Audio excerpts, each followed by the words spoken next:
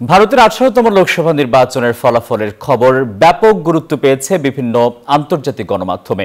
BBC, CNN, আল জাজিরার মতো বিশ্বের শীর্ষ সংবাদ মাধ্যমগুলোতে উঠে এসেছে দেশটির নির্বাচনী ফল প্রকাশের খবর। বিজেপি এককভাবে সরকার গঠনের প্রয়োজনীয় আসন না পাওয়া নিয়ে প্রতিবেদন করেছে। প্রত্যেকেই করা হয়েছে ভিন্ন ভিন্ন মন্তব্য। এবারের নির্বাচনী প্রচারণায় নরেন্দ্র মোদীর স্লোগান ছিল আপ কি বার 400 পার, তবে সে আশা হয়নি পূরণ। এ নিয়ে ব্রিটিশ সংবাদ মাধ্যম বিবিসি জানিয়েছে, বেকারত্ব, ক্রমবর্ধমান মূল্যবৃদ্ধি, বিতর্কিত সেনা নিয়োগ সংস্কার এবং মোদীর আক্রমণাত্মক ও বিভাজনমূলক প্রচারণাকে দায়ী করেছেন বিরোধীরা। এই উদ্বেগগুলো স্পষ্ট হয়েছে বিশ্বাসযোগ্য প্রাক নির্বাচন জরিপে।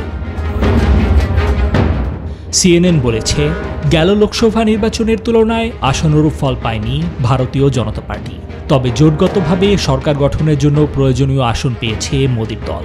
ফলে সরকার গঠনের জন্য জোটের শরিকদের উপর নির্ভর করতে হচ্ছে তাদের।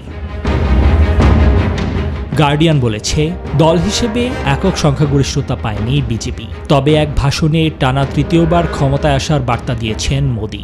শরিকদের উপর নির্ভরশীল মোদী, এমনটাই বলেছে রয়টার্স। অন্যদিকে সরকার গঠনে মিত্রদের উপর ভরসা করা বিজেপির জন্য বড় ধাক্কা বলে জানিয়েছে আল জাজিরা। বিজেপি অধ্যুষিত বেশ কয়েকটি রাজ্যে জয়ের দেখা পায়নি মোদীর দল। এমনকি যেখানে কয়েক মাস আগে বাবরি মসজিদের জায়গায় রাম মন্দির নির্মাণ করা হয়েছে, সেই অযোধ্যার ফয়জাবাদ আসনও ধরে রাখতে পারেনি বিজেপি। নিবির আমিন, নিউজ 24।